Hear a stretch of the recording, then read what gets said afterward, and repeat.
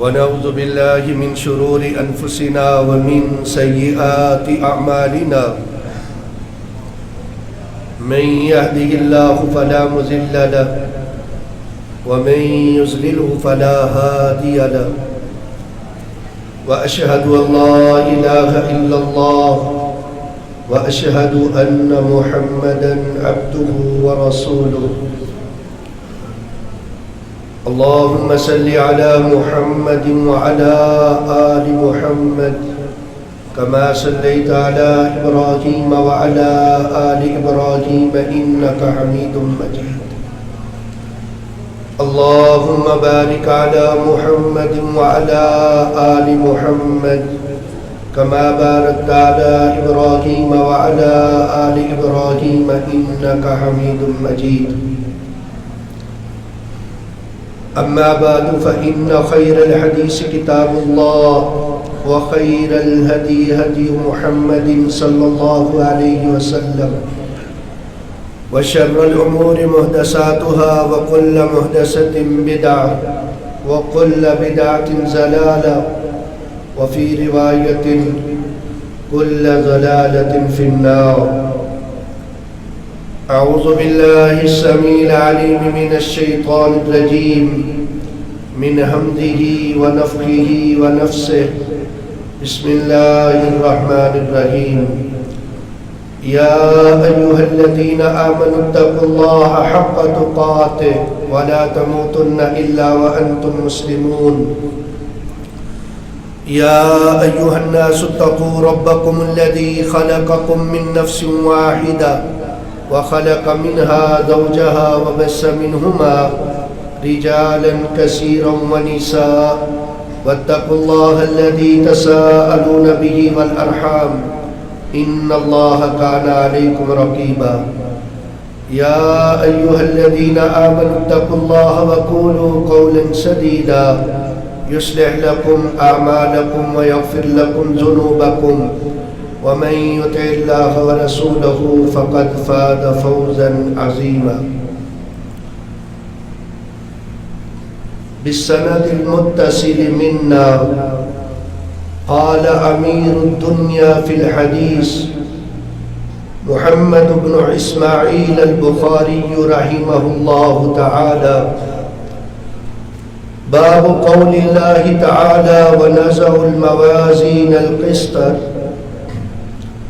وأن أعمال بني آدم وقولهم يوزن وقال مجاهد القسطاس العدل بالرومية ويقال القسط مصدر المقسط وهو العادل وأما القاسط فهو الجائر قال حدثنا أحمد بن إشقاب قال حدثنا أحمد بن إشقاب قال حدثنا محمد بن فضيل عن أمارة بن القعقاع عن أبي زرعة عن أبي هريرة رضي الله عنه قال قال النبي صلى الله عليه وسلم كلمتان حبيبتان إلى الرحمن خفيفتان على اللسان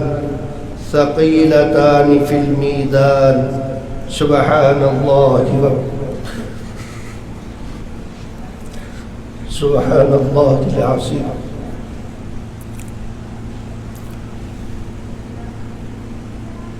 عزیز طلباء کرام، معزز اساتذہ کرام، محترم سامعین کرام، اللہ تعالیٰ کا ہم جس قدر بھی شکریہ ادا کریں کم ہے۔ اللہ تعالیٰ کے فضل و کرم سے آج دارالعلوم محمدیہ کا جو تعلیمی سال ہے اس کا آخری یہ درس ہے۔ مدارس کے تعلیمی سال کے اختتام پر ہی صحیح بخاری کے آخری باب اور آخری حدیث پر درس ہو رہا ہے۔ یہ اللہ تعالیٰ کا بہت بڑا احسان ہے، ہمیں ایسے لفظ ملنا ہمارے لیے مشکل ہے کہ جس کے ساتھ اللہ کی ہم تعریف کر سکیں۔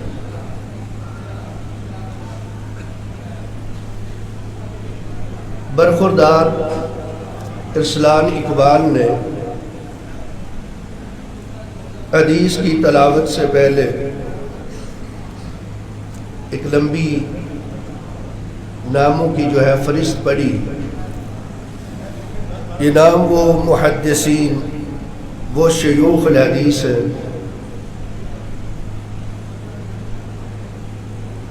کہ جو اس حدیث تک رسول اللہ صلی اللہ علیہ وسلم تک پہنچنے کے لیے جو درمیان میں ایک روشنی مینار کی حیثیت رکھتے ہیں۔ اس مدرسے میں بخاری کا ایک حصہ میرے پاس ہوتا ہے اور ایک حصہ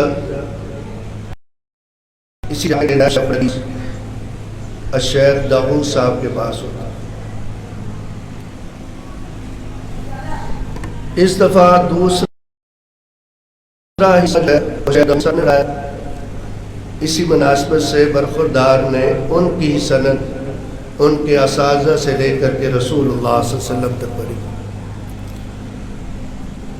یہ سند جو ہے اس کا یاد رکھنا اور پڑھنا، یہ انفرادیت صرف اس امت کی ہی ہے، اسی کا ایک خاصہ۔ اگر یہ سند نہ ہو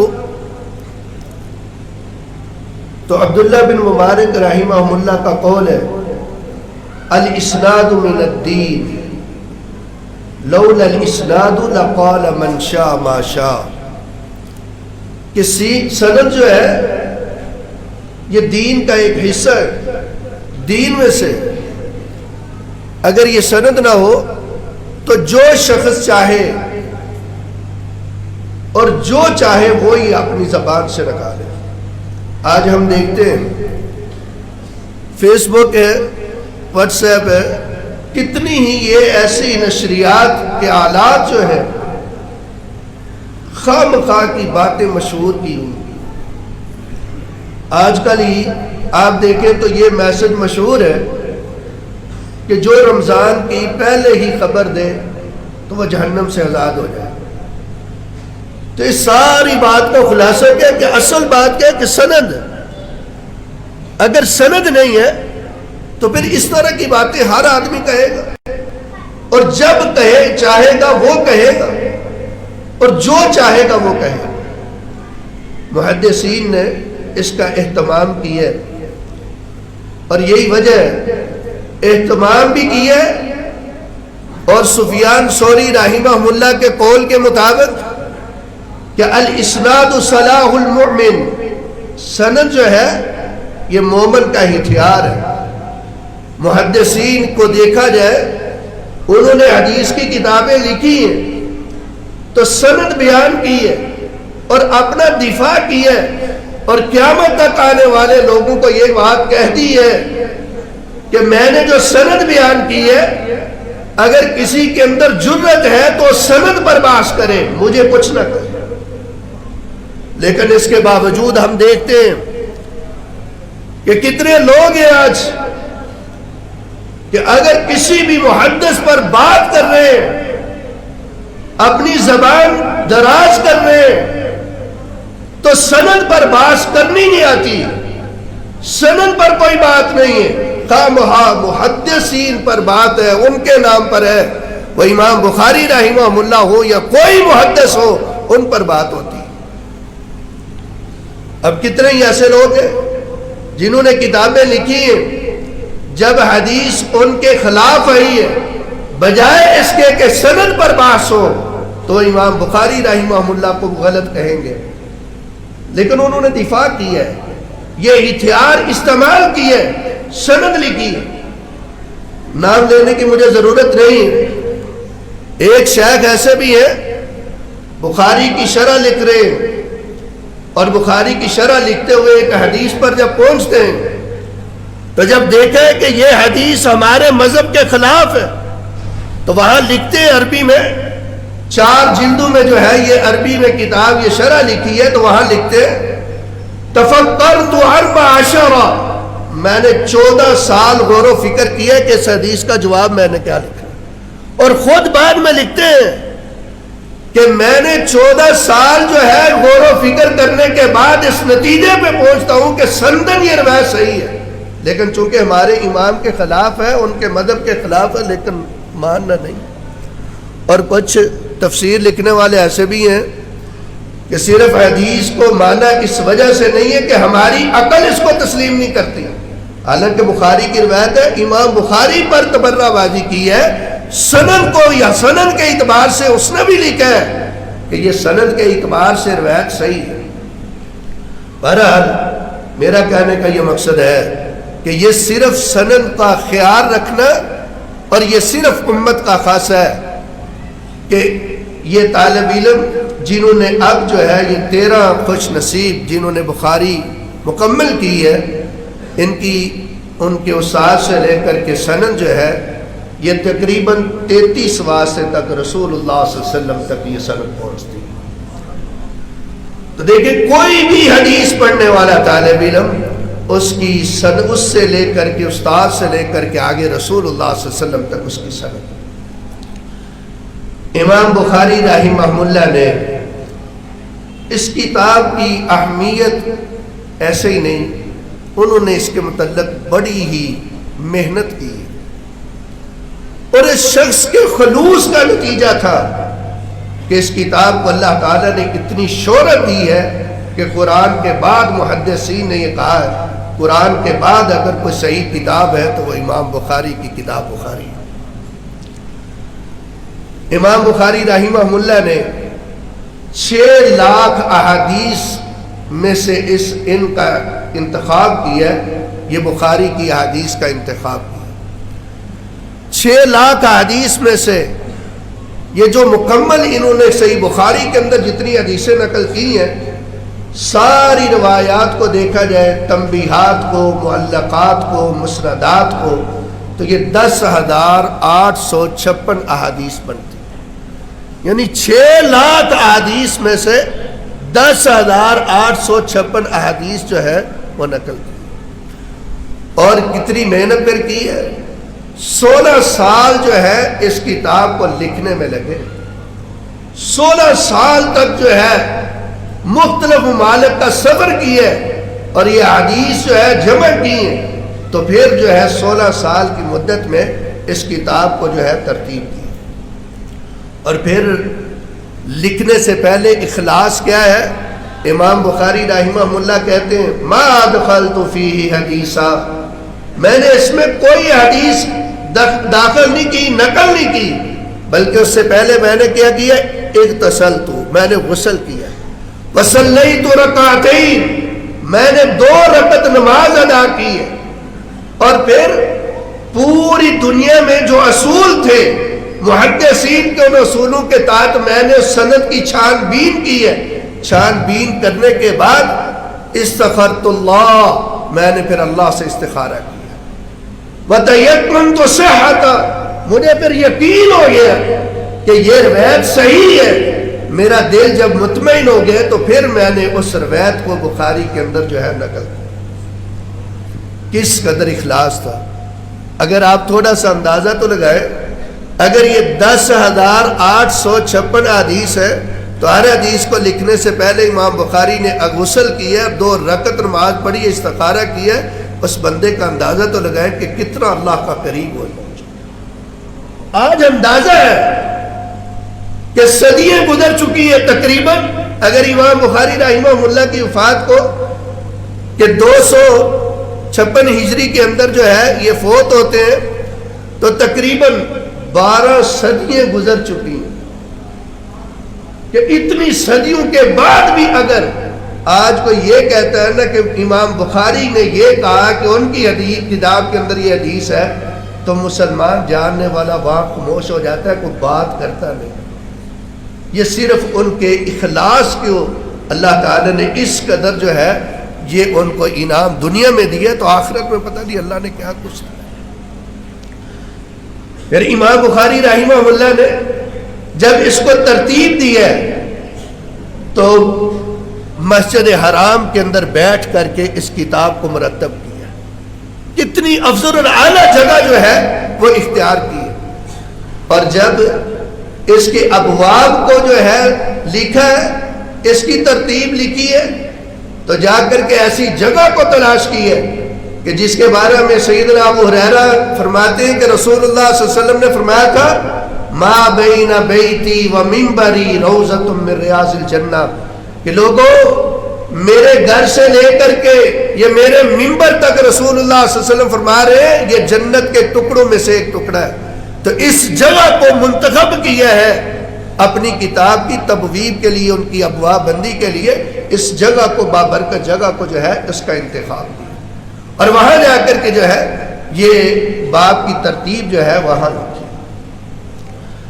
پھر امام بخاری رحمہ اللہ نے یہ ساری دن رات کا سفر کر کے 1080 کے قریب شیوخ سے علم حاصل کیا ہے، یعنی 1080 اساتذہ امام بخاری رحمہ اللہ، لیکن جن اساتذہ سے صرف صحیح بخاری کے اندر حدیث لائے وہ بہت کم ہے، وہ تقریباً 299 ہے، یعنی 300 بھی پورا نہیں ہے، تو صرف 1080 میں سے 299 اساتذہ سے صرف حدیث بخاری کے اندر لائے ہیں۔ اگر تمام اساتذہ سے لاتے تو آپ اندازہ لگائیں کتنی بڑی کتاب ہے، لیکن خود امام بخاری رحمہ اللہ نے یہ بات کہی ہے کہ میں نے صرف اس کے طویل ہونے کی وجہ سے کہ لمبی بہت کتاب ہو جائے گی اس کو مختصر کر دیے، اور بہت ساری صحیح احادیث جو ہے میں نے چھوڑ دی۔ یہ مطلب قطعاً نہیں ہے کہ جو بخاری کے اندر ہے بس وہی صحیح ہے باقی غلط۔ امام بخاری رحمہ اللہ نے بہرحال اس قدر اخلاص کے ساتھ اس کتاب کو لکھا ہے، اور ترتیب کیسے انداز سے دی ہے کہ اس کو پہلے بد الواحد سے شروع کیا، پھر کتاب الایمان، کتاب العلم، زندگی کے ساتھ تعلق رکھنے والے جتنے بھی مسائل تھے ان سب پر جو ہے احادیث لاتے رہے۔ آخر میں جو ہے یہ کتاب التوحید جو ہے آخر میں لائے۔ اس میں بھی بڑی حکمت ہے۔ امام بخاری رحمہ اللہ نے امام بخاری کی تمام کتابوں میں سے یہی اہم کتاب ہے اور مشہور ہے۔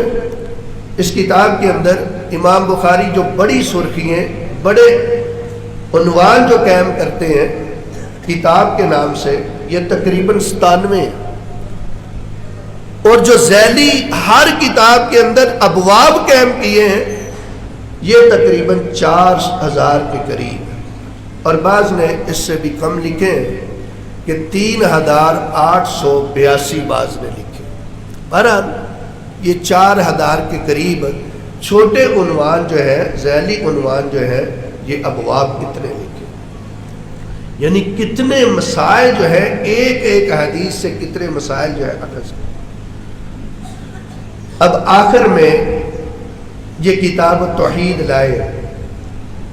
آخر میں کتاب التوحید لانے کا مقصد حقیقت تو اللہ بہتر سمجھتے ہیں، یہ امام بخاری رحمہ اللہ کے ذہن میں کیا بات تھی۔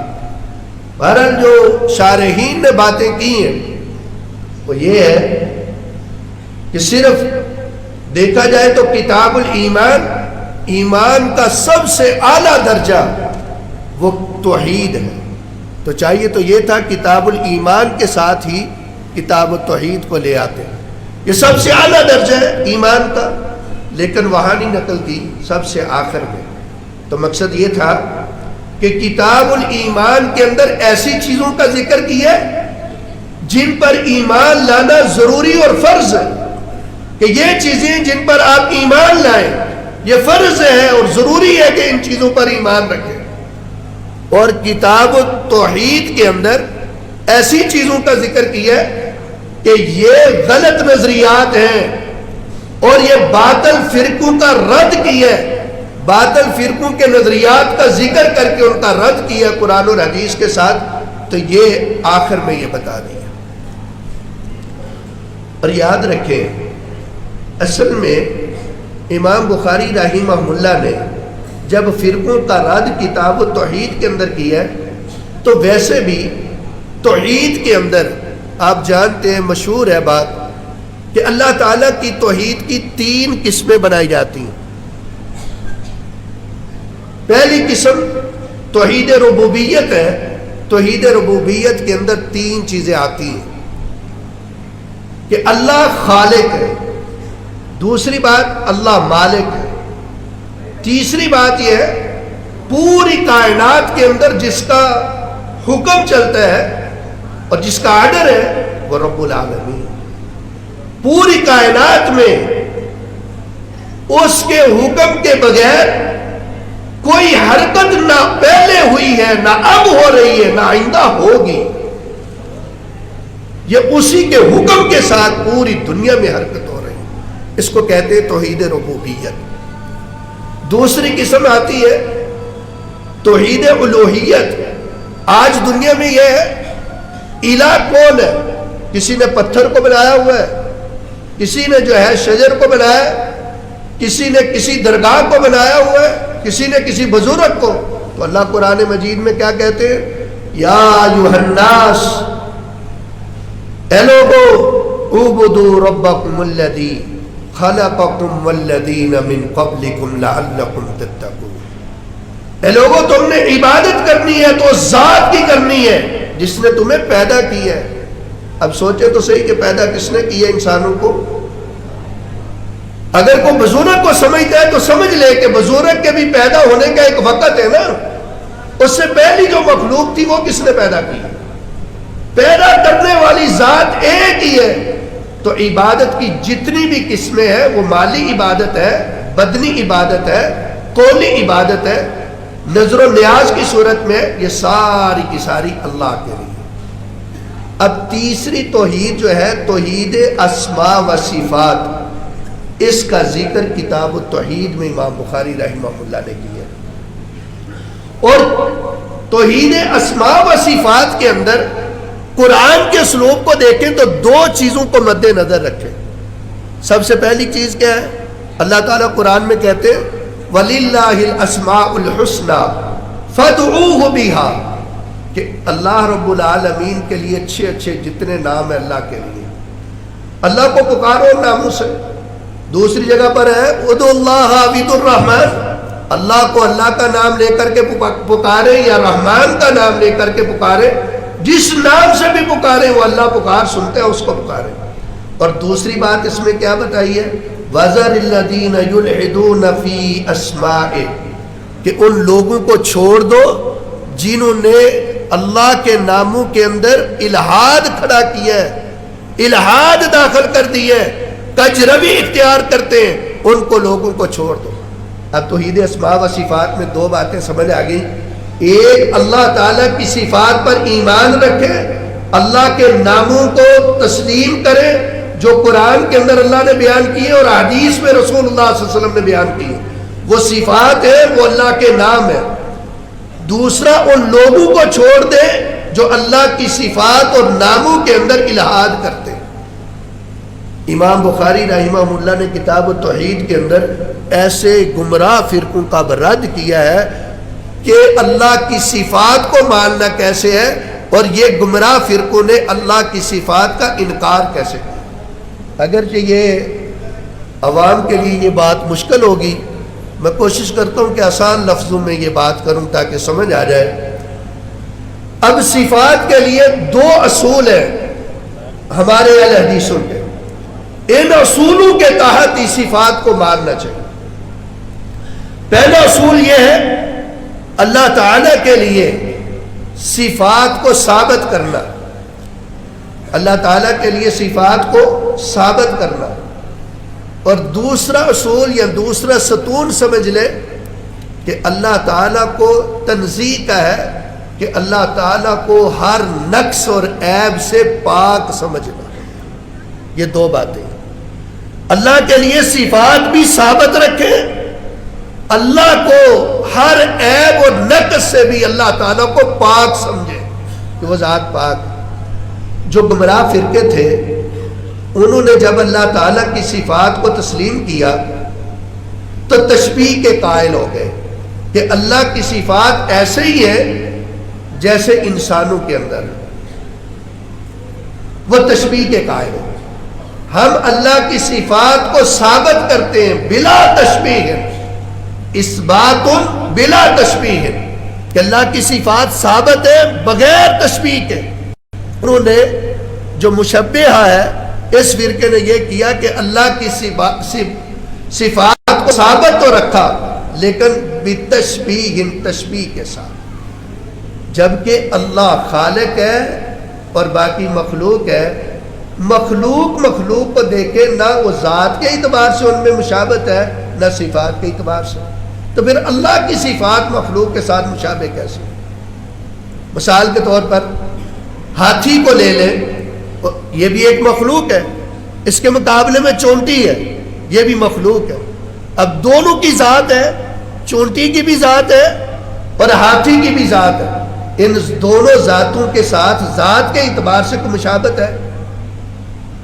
جب مخلوق کی ذات کے اعتبار سے مشابہت رہی تو اللہ کے ساتھ پھر مشابہت کیسے؟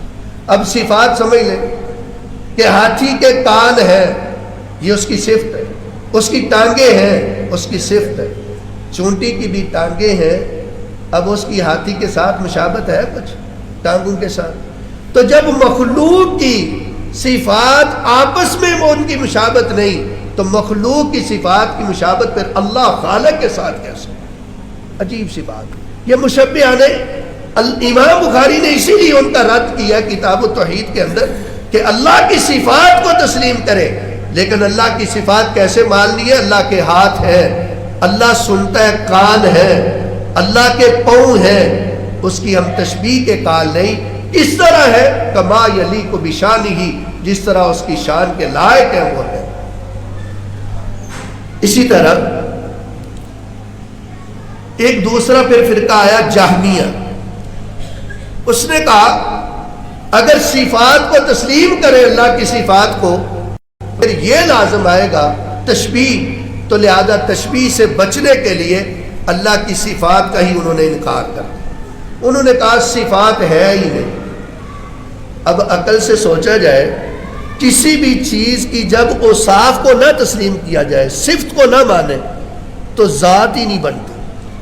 مثال لے لیں، ایک آدمی آپ کو کہے میرے گھر میں کھجور کا درخت ہے، آپ اس کو کہیں جہمیہ والا کوئی ہو، آپ اس کو کہیں بھئی آپ کے گھر میں کھجور کا جو درخت ہے اس کے پتے کیسے ہیں، اس کا پھل کیسا ہے، اس کا تنا کیسا ہے؟ وہ آگے سے کہے اس کا پھل بھی نہیں ہے، اس کے پتے بھی نہیں ہیں، اس کا تنا بھی نہیں ہے. یہ صفات ہے. اب بتائے وہ ذات ہے کھجور پہ؟ عجیب سی یعنی بات ہے کہ جس ذات کی اوصاف ہی نہیں ہے وہ ذات کا وجود کیسے ہے؟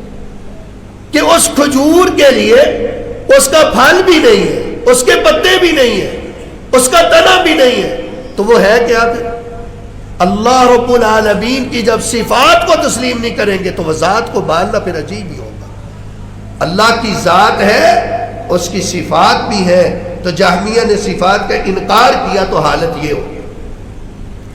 ایک پھر اور آیا معتزلہ جو ہے انہوں نے یہ کہہ دیا ہم صفات مانتے ہیں لیکن ہم اس کے معنی کے قائل نہیں، معنی نہیں کریں گے. یعنی رب العالمین غفور ہے، اس کی صفت ہے معاف کرتا ہے، بھئی معاف کرنا ہی اس کی صفت ہے، کہیں گے ہم یہ ترجمہ نہیں کریں، یہ معنی نہیں ہم کریں. اگر اللہ کی کوئی عبادت کر رہا ہے، اب وہ اللہ کی عبادت اس وجہ سے کر رہا ہے اللہ مجھ سے محبت کرتا ہے. اگر اس کو یہ علم ہو کہ اللہ محبت ہی نہیں کرتا یہ معتزلہ کی طرح، تو کوئی اللہ کی عبادت کرے؟ ایک آدمی گناہ لے کر کے اس کو سمجھ آئیے وہ اللہ کے سامنے گڑ گڑاتا ہے، ہاتھ اٹھاتا ہے، عاجزی سے دعا کر رہا ہے، اس کے آنسو بہ رہے ہیں، اس کو علم ہے اللہ جو ہے معاف کر دے گا، غفور ہے، اب اس کو علم ہو کہ اللہ غفور تو نہیں، مانا نہیں ہے کہ اللہ معاف کرے گا، وہ دعا کرے گا۔ بات عجیب ہے۔ اس طرح امام بخاری رحمہ اللہ نے قرآن اور حدیث کے دلائل دے کر کے کیا کیا ہے؟ ان گمراہ فرقوں کا رد کیا ہے۔ اس وجہ سے کتاب التوحید کو آخر میں لائے ہیں کہ لوگوں، جہاں ایمان اللہ کی صفات کو، اللہ پر ایمان رکھنا ہے، وہاں دوسرے گمراہ فرقوں کا رد بھی کریں، ان کو چھوڑ دیں۔ ان گمراہ فرقوں کو کب چھوڑیں گے؟ جب آپ کو علم ہوگا کہ ان کا نظریہ یہ ہے، تب آپ چھوڑ دیں۔ اس لیے امام بخاری رحمہ اللہ آخر میں کتاب التوحید لائے۔ دوسری وجہ یہ بھی ہے کہ امام بخاری رحمہ اللہ یہ بتانا چاہتے ہیں اسلام سارے کا سارا توحید ہی توحید ہے۔ ابتدا بھی توحید سے ہے، کتاب الایمان ابتدا میں لائے، اور آخر میں کیا ہے؟ کتاب التوحید لائے، کہ آخر میں بھی کیا ہے؟ توحید۔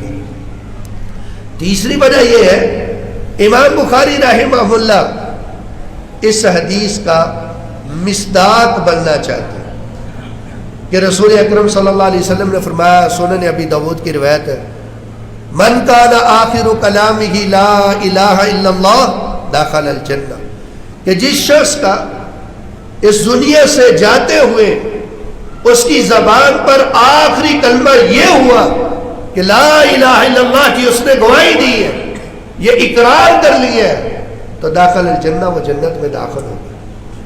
تو اب اس میں اس حدیث کا مصداق بننے کے لیے اور یہ بتانے کے لیے کہ دنیا والوں یہ ایک فکر کی بات ہے، توحید اگرچہ ہر لمحہ ضروری ہے، لیکن اگر انسان کا خاتمہ توبہ اور توحید پر ہوگا تو یہ کامیابی کی بنیاد ہوگی۔ کامیابی کی بنیاد کیا ہے؟ کہ انسان کی جو ہے اس کا خاتمہ جو ہے وہ توبہ اور جو ہے توحید پر ہو، لا الہ الا اللہ پر ہو، تو وہ اس کے لیے کامیابی کی بنیاد ہے۔ یہ لا الہ الا اللہ، تو وہ کامیاب ہوگا۔ یہاں تھوڑی سی بات ذہن میں رکھیں، صرف لا الہ الا اللہ پڑھ لینا ہی کافی نہیں۔ آج شاید ہم نے یہ سمجھ لیا کہ صرف لا الہ الا اللہ پڑھ ہی لیں تو بڑا ہے، لیکن یاد رکھیں لا الہ الا اللہ جہاں زبان سے ادا کرنا ہے، اس کے ساتھ اس کے معنی کو، مفہوم کو بھی جاننا ضروری ہے۔ اگر مفہوم کا علم نہیں ہے تو پھر لا الہ الا اللہ کا کوئی فائدہ ہی نہیں، یہ ذہن میں رکھیں۔ مسلم کی روایت کے اندر یہ الفاظ ہے کہ من مات وهو يعلم انه لا الہ الا اللہ دخل الجنہ، وہاں لفظ ہے من مات، جو شخص فوت ہوتے ہیں اور وهو يعلم، اور وہ جانتے ہیں، اس کو علم ہے کہ انه لا الہ الا اللہ، کہ اللہ کے علاوہ کوئی معبود نہیں، وہ جنت میں داخل ہے۔ اس کا مطلب یہ ہے صرف پڑھنا ہی نہیں، اس کے ساتھ اس کا علم ہونا، اس کو جاننا بھی ضروری ہے۔ ورنہ دنیا میں ہم دیکھ رہے ہیں کتنے لوگ ہیں جو پڑھتے ہیں، پڑھنے کے باوجود اللہ کو چھوڑ کر کے غیر کے سامنے سجدہ کر رہے ہیں، اللہ کو چھوڑ کر کے غیر کے اندر اللہ کی صفات تسلیم کرتے ہیں۔ تو مطلب کیا ہے؟ ان کو شاید اس کا علم نہیں۔ یہ ایک گواہی ہے، اور گواہی کے بارے میں آپ جانتے ہیں، آپ کسی بھی بات کی گواہی دیں تو آپ کو اس مسئلے کا علم ہی نہ ہو، اس کام کا پتہ ہی نہ ہو، تو گواہی آپ کی قابل قبول ہوگی یا کوئی گواہی دے گا؟ اسی وقت جج آپ پر یا وکیل جو ہے آپ پر جرح کرے گا کہ آپ کو اس واقعے کا علم ہی نہیں ہوا، کیسے آپ کس بات کی گواہی دے رہے ہیں؟ تو اسی طرح اگر ساری احادیث کو جو کلمہ پڑھنے کے متعلق ہے ان کو جمع کیا جائے تو 4 طرح کی باتیں سمجھ آتی ہیں۔ ایک حدیث کے اندر یہ الفاظ ہے مستیقنن بہا، کہ آپ کلمے کی گواہی دے، کلمہ پڑھے مستیقنن بہا، پورے یقین کے ساتھ۔ آپ کو پورا یقین بھی ہو کہ جو میں پڑھ رہا ہوں وہ چیز کیا ہے، اس کے بارے میں آپ کو پورا یقین ہو، پورے یقین کے ساتھ آپ یہ بات کریں۔ اور دوسری روایت کے اندر الفاظ ہے صادقاً بقلبہ، کہ اس کے ساتھ آپ سچائی کے ساتھ یہ گواہی دیں، پوری سچائی کے ساتھ. اور تیسری روایت کے الفاظ یہ خالصا بقلب، کہ پورے خلوص کے ساتھ. اور چوتھی حدیث کے اندر یہ الفاظ ہے غیر شاک فیہما، کہ آپ کو ان دونوں گواہیوں کے متعلق کوئی شک اور شبہ بھی نہ ہو. اب آپ دیکھیں پہلی بات کیا ہے؟ پورے یقین کے ساتھ. دوسری بات ہے پورے خلوص کے ساتھ. تیسری بات یہ ہے کہ پورے جو ہے صدق کے ساتھ، سچائی کے ساتھ آپ گواہی. اور چوتھی بات یہ ہے اس گواہی میں کسی قسم کا آپ کو شک بھی نہ ہو. تو پھر یہ کلمہ پڑھیں تو یہ. اور حدیث میں آپ جانتے ہیں اس کلمے کے پھر ایک دفعہ ہی پڑھ لینے سے اتنا انعام ملے گا، اللہ جنت دے دے گا. جیسے جامع ترمذی کی روایت ہے، رسول اللہ صلی اللہ علیہ وسلم نے فرمایا جب اللہ رب العالمین وزن کو تول رہے ہوں گے، ترازو رکھا گیا ہے، ایک شخص ایسا بھی ہے کہ اس کے گناہوں کے اتنے رجسٹر ہیں، ایک کم 100 رجسٹر، 99 رجسٹر ہے اس کے گناہوں کے. کوئی نیکی سامنے ابھی نظر نہیں آ رہی. اور کل سجل مثل مد البصر، ہر جو رجسٹر ہے اس کی لمبائی اور چوڑائی کتنی ہے، کہ اس کی لمبائی اور چوڑائی کے بارے میں حدیث کا لفظ ہے مثل مد البصر، کہ جہاں تک نگاہ جاتی ہے وہاں تک اس کی لمبائی اور اس کی چوڑائی ہے. اتنے بڑے جو ہے 99 رجسٹر ہیں، وہ سارے کے سارے گناہوں کے بھرے ہیں. اب انسان یہ کھڑا ہے اور یہ پورا یقین کر رہا ہے کہ اب میں ہلاک ہو گیا ہوں، میرے لیے کوئی جو ہے معاملہ نہیں. اتنے اب اللہ کہہ رہے ہیں، آواز آ رہی ہے آج کسی کے ساتھ کوئی ظلم نہیں ہو. اس بندے کو مسند احمد کی روایت میں بندے کو کہا جائے گا جا کر کے دیکھ تیرے اعمال کا وزن ہو رہا ہے. یہ کہے گا، سوچے گا اب میں کیا کر سکتا ہوں. لیکن ایک حدیث کے اندر جامع ترمذی کی روایت کے اندر آتا ہے البطاقہ، ایک چھوٹی سی پرچی لائی جائے گی. یہ اس پرچی کو دیکھ کر کے سوچے گا اپنے ذہن میں البطاقۃ مع السجلات، یہ چھوٹی سی پرچی اتنے بڑے رجسٹروں کے مقابلے میں کیا حیثیت رکھتی ہے، کیا کرے گی یہ پرچی. لیکن مسند احمد کی روایت کے مطابق اس کے اندر الفاظ ہے جب اس پرچی کو کھولا جائے گا فیہا اشہد اللہ الہ الا اللہ. میرا کہنے کا مقصد صرف یہ تھا کہ میرے بھائیوں یہ گواہی ہے، صرف زبانی پڑھ لینا کافی نہیں ہے. کلمہ اس حدیث کے اندر الفاظ ہے فیہا اشہد اللہ الہ الا اللہ، اس پہ لکھا ہوا ہے کہ اس بندے نے ایک دفعہ کیا ہے گواہی دی تھی کہ اللہ کے علاوہ کوئی عبادت کے لائق نہیں ہے. یہ گواہی کو اللہ نے قبول کی ہے. اور اس کی ایک جو ہے یہ چھوٹی سی پرچی، لاکھوں کے اعتبار سے گناہ ہوں گے، لیکن ایک چھوٹی سی نیکی نے کیا کی ہے، سارے گناہوں سے جو ہے یہ بھاری ہو گئی. یہ کلمہ حقیقت بات یہ ہے کہ اس کو پڑھیں تو کس کے ساتھ، پورے جو ہے یقین کے ساتھ، پورے خلوص کے ساتھ، پوری سچائی کے ساتھ، اور بغیر کسی شک اور شبہ کے ساتھ. تو پھر جو ہے یہ فائدہ دے. امام بخاری رحمہ اللہ نے پھر اس کتاب التوحید کے ساتھ اس کا آخری باب قائم کیا، باب قول اللہ تعالی ونضع الموازین القسط. یہ بھی فرقوں کا رد کیا کہ جو فرقے یہ کہتے تھے کہ اعمال کا وزن نہیں ہوگا، اعمال کو نہیں تولا جائے گا، ان کا جسم ہی نہیں ہے. امام بخاری رحمہ اللہ نام نہیں لیتے، نام لینے کے بغیر ہی بات کر دی کہ ضرورت نہیں ہے نام لینے کی. جو بھی اس طرح کا نظریہ رکھتا ہے، جب اللہ یہ کہتے ہیں کہ ہم قیامت کے دن عدل و انصاف کا ترازو رکھیں گے اور اعمال کو تولیں گے، اللہ نے یہ بات کہہ دی ہے تو اس کو مان لیں. اس بات کو ماننے کے اندر ہی بھلائی اور خیر ہے. اللہ کی بات کا انکار کرنے میں تباہی اور بربادی ہی. اللہ نے بات کہہ دی ہے، ہماری سمجھ میں آئے یا نہ آئے ہمیں ماننی چاہیے. کتنی باتیں ایسی ہیں جو ہماری سمجھ میں نہیں آتی دنیا کی، ہزاروں دنیا کی باتیں آپ کے ذہن میں مثالیں آ سکتی ہیں کہ کسی آدمی کو آپ سمجھائیں اس کے سمجھ میں نہیں آئے گی، وہ بنانے والا کہے گا جب میں بنا لوں گا تو آپ کو سمجھ میں آ جائے گی، ہم مان لیتے ہیں اس کی بات۔ اللہ کی بات پر کیوں یقین نہیں ہے؟ کس قدر اللہ کی بات کا انکار کر دیا ہے کہ ہماری عقل نہیں مانتی کہ یہ جسم اس کی چیزوں کے نہیں ہے، ہم کیسے جو ہے اس کو تسلیم کر لیں؟ اب حدیث میں آتا ہے کہ جنت کی نعمتیں بھی تو ہماری عقل سے ماوراء ہے، اس کو کیوں مان رہے ہیں؟ اب جتنے بھی گمراہ فرقے ہیں جنت کی نعمتوں کا اقرار کرتے ہیں نا، تو وہ کیوں کر رہے ہیں؟ وہ بھی تو اللہ کے نبی صلی اللہ علیہ وسلم نے کہا ہے ما لا عین رأت ولا اذن سمعت ولا خطر علی قلب بشر، کہ جنت کی نعمتیں بھی تو ایسی نعمتیں کہ کسی کان نے سنی نہیں، کسی آنکھ نے دیکھی نہیں ہے، کسی بشر کے دل میں ان نعمتوں کا کوئی تصور اور خیال بھی نہیں، اس کو کیوں مان لیا گیا؟ اللہ کی ہر بات، رسول اللہ صلی اللہ علیہ وسلم کی بات اگر ہماری عقلوں کے سے ماوراء ہے، ہماری عقلیں کم ہیں، نہیں سمجھ سکتی، لیکن اس کا انکار نہیں کرنا چاہیے، اس کو اسی طرح مانے جس طرح رسول صلی اللہ علیہ وسلم نے کہا، اور جس طرح اللہ تعالیٰ نے خود بات کی ہے اس کو ماننے میں ہی بھلائی ہے۔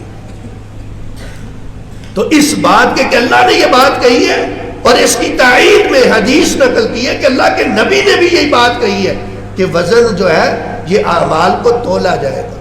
اللہ کیسے تولے گے؟ جس طرح اس کی ذات کے لیے لائق ہے وہ کس طرح لائے گا۔ آج تو یہ سمجھنے کے لیے مشکل ہی نہیں کہ دنیا میں کتنی ایسی چیزیں ہیں جن کا جسم نہیں ہے، ہم ان کو تول رہے ہیں نا۔ بخار ہے، آپ تول رہے ہیں نا بخار کو، گرمی کا جسم نہیں ہے، گرمی کو تول رہے ہیں نا کتنی۔ سردی کا جسم نہیں ہوتا، سردی کو تولا جا رہا ہے۔ اس کو اگر انسان کو اللہ نے عقل دے کر کے سمجھا دیا ہے ان چیزوں کا بھی تو جسم نہیں ہے، لیکن تم تول رہے ہو، لیکن میرے لیے بات کا انکار ہے۔ اس لیے امام بخاری رحمہ اللہ نے یہ بات کی ہے کہ اس وقت قیامت کے دن اللہ تعالیٰ یہ ترازو رکھیں گے تولنے میں۔ لیکن یہاں بھی بڑی حکمت ہے، صحیح بات ہے کہ ایک ایک قرآن کی آیت پر انسان غور کرے، اور رسول اللہ صلی اللہ علیہ وسلم کی حدیث پر بڑی باتیں اللہ نے رکھی کہ اللہ رب العالمین کو ترازو رکھنے کی ضرورت بھی کیا تھی۔ علیم بذات الصدور ہے وہ ذات، اس کو تو بندوں کے ایک ایک فعل کا، ایک ایک قول کا علم ہے، بندوں کی ایک ایک نقل و حرکت کو اللہ جانتے ہیں۔ علیم بذات الصدور ہے، ہمارے سینوں کی باتوں کو وہ جانتا ہے، تو جو ہم ظاہری کرتے ہیں وہ اس کو علم نہیں، اس کو علم۔ لیکن ہمیں سمجھایا انسانوں، میں اتنا بڑا خالق ہونے کے باوجود اگر میں کوئی بھی حکم دے دوں، میں یہ کہہ دوں یہ جنت میں جائے گا اور یہ جہنم میں جائے گا، میرے اس فیصلے پر بھی کسی کو کوئی چون چرا نہیں ہے، کسی کو کوئی بات نہیں، کسی کا اتنی جرت نہیں ہے کہ میرے سامنے کو بات کرے۔ اس کے باوجود اللہ ترازو رکھیں گے، ایک ایک بندے کا ایک ایک معاملہ جو ہے وہ نظر آئے گا کہ اس کے ساتھ عدل و انصاف ہو رہا ہے۔ اللہ نے ہمیں سمجھایا لوگوں، اگر میں ذات اتنا کچھ لوگوں کے سامنے سارا کچھ لاؤں گا، ان کو انصاف ہوتا ہوا نظر آئے گا، تم بھی دنیا میں جب کوئی اپنا فیصلہ کرو تو ایسا فیصلہ نہیں کہ اپنے ذہن کے مطابق جو چاہو کرو، لوگوں کے سامنے اس انصاف کو رکھو کہ یہ لوگوں انصاف ہے۔ جیسے آج کل ہماری حکومتیں کر رہی ہیں، انصاف نظر تو آئے کہ خواہ مخواہ جو دل میں آیا اسی طرح کہتے رہو۔ اللہ نے یہ ہمیں سمجھا دی ہے کہ تم بھی دنیا میں ایسے ہی فیصلے نہیں، اپنے فیصلوں کو دیکھو، لوگوں کو انصاف نظر آئے کہ میں نے یہ کیا ہے اس وجہ سے، یہ نہیں ہے کہ جو دل میں آئے اسی طرح کر۔ اس لیے اللہ رب العالمین ترازو رکھے، ورنہ اللہ رب العالمین کو ضرورت نہیں۔ اللہ تو ہر چیز پہ قادر ہے، جو چاہے گا وہ کر لے، لیکن جو بھی اللہ نے کام کیا ہے کہ ایک ایک انسان دیکھے گا کہ اس کا انصاف جو اس کے ساتھ ہو رہا ہے، یہ انصاف اللہ کرتا ہے، لیکن انصاف جو اللہ کر رہا ہوگا وہ دنیا کو نظر بھی آئے گا کہ انصاف ہو رہا ہے۔ اس لیے ترازو رکھا۔ اور امام بخاری رحمہ اللہ پھر اس باب کے تحت کہتے وَأَنَّ أَعْمَالَ بَنِي آدَمَ وَقَوْلَهُمْ يُوسَفُ، کہ آدم علیہ السلام کی اولاد کے اعمال وقولہم اور ان کے قول یوزن ان کا وزن کیا جائے گا، ان کو تولا جائے گا. یعنی پہلے اللہ کی آیت جو ہے، ایک قرآن کی آیت اللہ تعالیٰ کا ایک فرمان نقل کیا، اور ساتھ ہی پھر رسول اللہ صلی اللہ علیہ وسلم کے فرمان کو اور ساتھ اپنی بات کو کہ آدم کی اولاد کے بات ہے ان کی یا ان کے عمل ہے ان کا بدل ہے. امام بخاری رحمہ اللہ کا یہ اسلوب ہے. بخاری پڑھنے والے طلباء آپ جانتے ہیں کہ جب بھی کوئی بھی قرآن کی آیت یا حدیث میں کوئی لفظ آتا ہے تو وہ لفظ اگر کسی اور انداز سے قرآن کے اندر ہے تو اس کی وضاحت کر دیتے ہیں. اب یہاں چونکہ لفظ القسط آیا تھا تو ساتھ قسط کا معنی بھی عدل و انصاف ہے. قرآن مجید کے اندر ایک اور لفظ استعمال ہوا ہے اس کا معنی بھی عدل و انصاف ہے، تو اس کی وضاحت کر دی ہے کہ کہا وقال مجاہد، امام مجاہد کہتے ہیں القسطاس، یہ قرآن کے اندر ہے جس طرح قرآن میں وازنوا بالقسطاس المستقیم، تو قسطاس کا معنی بھی امام بخاری نے واضح کر دیا کہ قسط کا معنی بھی عدل و انصاف ہے اور قسطاس کا معنی بھی جو ہے عدل و انصاف ہے. تو امام بخاری کا قول نقل کی ہے. امام بخاری کہتے ہیں العدل بالرومیہ، قسطاس یہ رومی زبان کا لفظ ہے اور یہ بھی عدل کے معنی کے اندر ہے. رومی زبان کا ہے تو یہ کس کے معنی میں؟ عدل کے معنی میں یہ بھی. اور ساتھ یہ بھی بتا دیا کہ یاد رکھو کس جو لفظ ہے یہ ازداد الفاظ میں سے، یہ لفظ ازداد میں سے، ازداد کا مطلب یہ ہوتا ہے دو معنی ان کے، یعنی اس کا معنی انصاف بھی ہے اور اس کا معنی جو ہے ظلم بھی ہوتا ہے. پھر اس میں فرق کرنے کے لیے کئی باتیں ہوتی ہیں. بس اوقات ابواب کے لحاظ سے اس کا فرق کیا گیا اور یہ کہا گیا وَيُقَالُ کہا گیا ہے القسط مصدر المقسط، کہ قسط جو ہے یہ مصدر ہے مقسط کا، کہ جب کہ دیکھا جائے قسط جو ہے یہ مجرد ہے اور مقسط جو ہے یہ مزید فی ہے، تو یہ اس کا مصدر کیسے بن جاتا ہے؟ تو یعنی یہ بتا دیا کہ یہ ازداد میں سے دو معنی اس کے ہو سکتے ہیں، عدل بھی اس کا معنی ہے اور اس کا معنی ظلم بھی ہے. تو پھر یہ بتا دیا اگر مجرد میں استعمال کریں کاستا یکسیتو ضرب یضرب کے وزن پر لائے تو پھر اس کا معنی ظلم ہے، جس طرح قرآن میں آتا ہے سورہ جن کے اندر کہ جنہوں نے کہا تھا وَأَمَّا الْقَاسِطُونَ فَقَالُوا لِجَهَنَّمَ حَطَبًا، تو وہاں قاسطون جو ہے مجرد ہے کہ جو ہم میں سے جنہوں نے کہا جو ظلم کرے گا وہ جہنم کا بالن اور ایندھن بن جائے گا. تو اگر یہی لفظ مزید فی استعمال ہو باب افعال کے اندر اقسط یقسط، پھر مقسط آئے گا، پھر اس کا معنی ظلم ہوگا.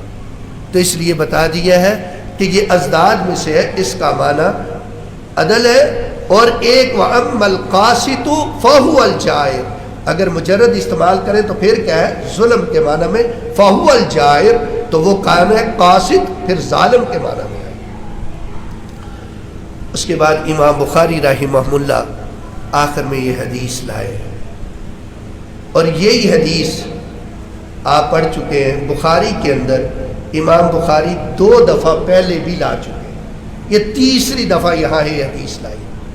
سب سے پہلے امام بخاری یہ حدیث کتاب الدعوات کے اندر لے کر کے آئے، وہاں اپنے استاد زہیر بن حرب سے لائے، اور پھر اس کے بعد کتاب الایمان کے اندر یہ حدیث لائے، وہاں اپنے استاد قتیبہ بن سعید کا ذکر کیا، اور اب آخر میں نقل کی ہے تو وہاں اپنے استاد احمد بن اشقاب کا ذکر کیا. اور حافظ ابن حجر اسقلانی رحمہ اللہ جو سب سے زیادہ امام بخاری کی جو رمزوں کو جاننے والے، حقیقت بات ہے جتنے شارحین ہیں تمام میں سے جو اللہ تعالیٰ نے یہ سمجھ اور جو دماغ اور صلاحیت دی ہے حافظ ابن حجر رحمہ اللہ کو یہ کسی کو نہیں. اسی لیے ان کی شرح فتح الباری کو دیکھ کر کے لوگوں نے محدثین نے کہا تھا جس طرح مکہ جب فتح ہو گیا نا تو لا ہجرت بعد الفتح، فتح کے بعد اب ہجرت نہیں ہے یہاں سے. تو جب فتح الباری آ گئی تو کہا اب کسی شرح کی ضرورت نہیں. تو وہ کہتے ہیں کہ امام بخاری اپنے پہلے اساتذہ سے جو دفعہ یہ حدیث لائے ہیں تو سب سے آخر میں انہوں نے یہ حدیث اپنے استاد احمد بن اشقاب سے سنی. قربان جائے اس نوجوان پر، امام بخاری پر. حافظ ابن حجر نے اسماء رجال کی کتاب تہذیب التہذیب میں اور تقریب التہذیب میں لکھا ہے کہ امام بخاری خود کہتے ہیں آخر ما لقیتہ بمصر، آخری میری ملاقات احمد بن اشقاب میرے استاد سے جو ہوئی ہے وہ مصر کے اندر ہوئی ہے 217 ہجری کے اندر. امام بخاری پیدا ہوئے 194 کے اندر. 194 سے آپ لے کے دیکھیں 217 تقریباً اس وقت امام بخاری کی عمر 23 سال بنتی ہے. 23 سال کا نوجوان. آج کل دیکھیں ہماری حالت نوجوانوں کی کیا ہے کہ ہم فیس بک اور ہر وقت موبائل کی جان نہیں چھوڑتے اور طرح طرح کی باتیں ہوں گی. یہ امام بخاری بھی 23 سال کا نوجوان ہے، قربان جائے اس کی اس محنت پر کہ کہاں بخارا ہے اور کہاں سے بخارا کے اندر مصر میں جا کر کے حدیث لینے کے لیے گئے. 23 سال کی عمر کا نوجوان کیا کس لیے اتنا سفر کر رہا ہے؟ صرف اس حدیث کے لیے کہ ایک حدیث کا پتہ چلے وہاں محدث ہے احمد بن اشقاب اور یہ حدیث سبحان اللہ و بحمدہ سبحان اللہ العظیم وہ حدیث بیان کرتے، وہاں جا کر کے صرف ایک حدیث لینے کے لیے اتنا لمبا سفر کیا ہے کہ 12 صدیاں گزر گئی ہیں تقریباً. کہ 12 صدیوں کا اس وقت کا اندازہ. اور آج کا بھی آپ بخارا سے لے کر کے مصر کا سفر کریں تو کتنی مشقت. تو اس وقت اندازہ لگائیں کتنی مشقت ہوگی صرف اس ایک حدیث لینے کے لیے وہاں پہنچنا. یہ احمد بن اشقاب پھر یہ 217 یا 18 ہجری میں فوت ہو چکے ہیں. آخری ملاقات امام بخاری کی ان کے ساتھ ہے، اس لیے آخر میں یہ حدیث لائے. اس کے بعد احمد بن اشقاب کہتے ہیں قال حدثنا محمد بن فضیل. یہ محمد بن فضیل ہے، یہ 94 ہجری کے اندر وفات پا گئے تھے. اب اتنا وقت نہیں کہ میں ان کے بھی حالات آپ کو کچھ نہ کچھ بیان کروں. محمد بن فضیل باقی ساری سند یہاں تک، باقی سند ایک ہی ہے، پیچھے امام بخاری کے استاد علیحدہ ہے. اس اعتبار سے سند کو دیکھیں تو یہ روایت جو ہے یہ غریب بنتی ہے.